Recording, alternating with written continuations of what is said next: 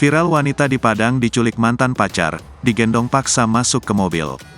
Beredar di media sosial video detik-detik seorang wanita diculik oleh pria yang diduga sebagai mantan kekasihnya.